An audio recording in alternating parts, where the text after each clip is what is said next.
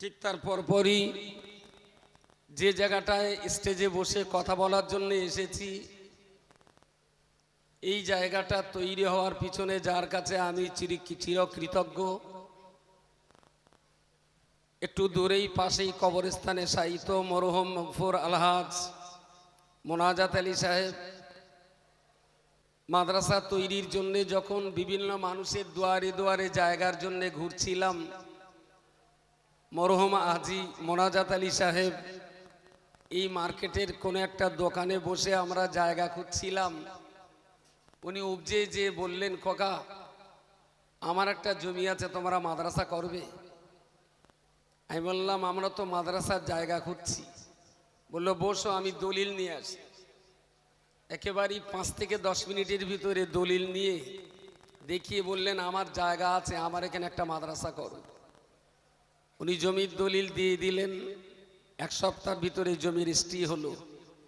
যে মানুষটা এই বিশাল মার্কেট তৈরি, এই বিরাট বাজার বসানোর পিছনে সর্বপ্রথম যার জমিদান, অন্তরের অন্তঃস্থল থেকে তার কথা স্মরণ করি। আল্লাহ পাক যেন এই সুন্দর শান্তিময় পরিস্থিতির শান্তি আল্লাহ যেন তার কবরে তার রুহে নসিব করেন, বলুন আমিন।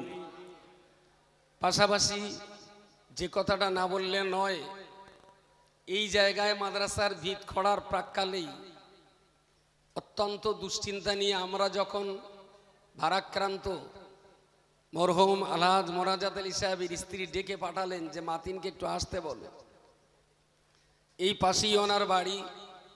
গেলাম ওনার কাছে, একটা কৌটার কাগজে মোড়া একটা হাতে দিয়ে বললেন, এইটা দিয়ে মাদ্রাসার কাজ শুরু করবে। আমি বললাম, কি আছে এতে?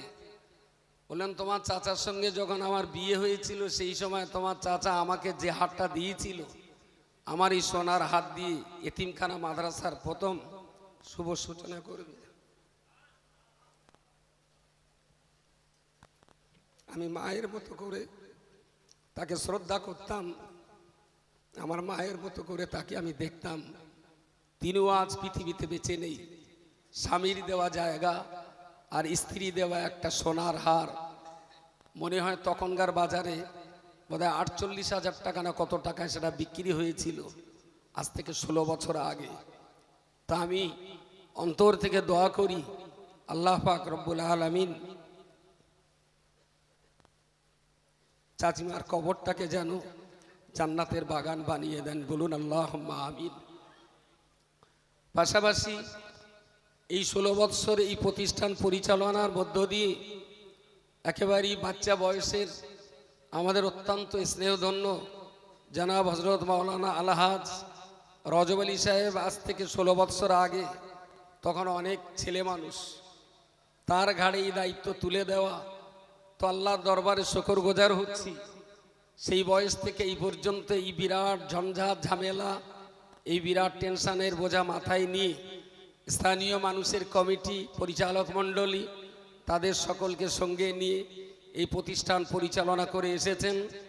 এবং যেদিন এখানে ভিত খোঁড়া হয়, এই ভিত খোঁড়ার সময়তেই একজন মানুষ ছিলেন যার কথাটা ভুলবার নয়, যদিও তার ভালো নামটা আমি ভুলে যাচ্ছি, ফেলা হাজি বলি উনি খ্যাত ছিলেন, সবাই তাকে ফেলা হাজি বলেই ডাকতেন।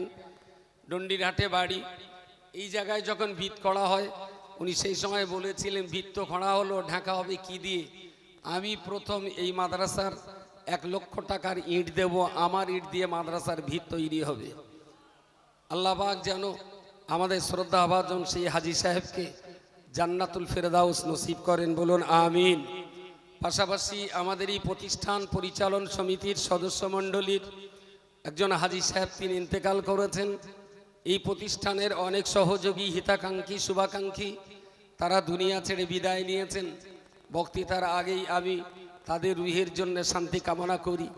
যারা খাদিজাতুল কবরা বালিকা এতিমখানা ও মাদ্রাসায় একদিন সময় দিয়ে, একদিন ইসালে সওয়াবে এসে, একটা টাকা দিয়ে, 1 বস্তা সিমেন্ট দিয়ে যারা সাহায্য সহযোগিতা করে কবরের মাটিতে চলে গেছেন, আল্লাহ পাক রব্বুল আলামিন তাদের সকলের কবরে যেন জান্নাতের সুখ শান্তি নসিব করে দেন, বলুন আল্লাহুম্মা আমিন। আজকে আপনি আছেন, আমি আছি, আগামীকাল আপনিও নাও থাকতে পারেন, আমিও নাও থাকতে পারি, কিন্তু প্রতিষ্ঠানটা বংশ পরস্পর যাতে পরিচালিত হয়। আপনি আজকে আছেন, একদিন আপনি থাকবেন না। আমি মনে করি আপনার ছেলে মেয়ে জামাই তাদেরকে ওসিয়াত করে যাওয়া যে আমি খাদিজার ভক্ত ছিলাম, ইসলে সাহাবে যেতাম, আমার মরণের পরে আমার এই কর্মকাণ্ডটা তোমরা জারি রেখে দিও। আমি আমার সন্তানদের ওসিয়াত করে গেছি, আমার সন্তানদের আমার বলাই আছে যে আমার এই প্রতিষ্ঠান যে সমস্ত জায়গার সঙ্গে আব্বার পরিচয় পরিচিতি, মরহুম হাফেজ শামসুর রহমান সাহেবের এই সাজানো গোছানো বাগানে আমাদের মৃত্যুর পরেও যেন তোমাদের পদচারণার ধুলি সেখানে বন্ধ না হয়। তো আমি নিজে আজকে কাজ করছি, আমি একদিন থাকবো না, কিন্তু প্রতিষ্ঠান এখানে থেকে যাবে। আজকে আপনি এখানে এসেছেন, আপনি একদিন থাকবেন না, এই প্রতিষ্ঠান এখানে থেকে যাবে।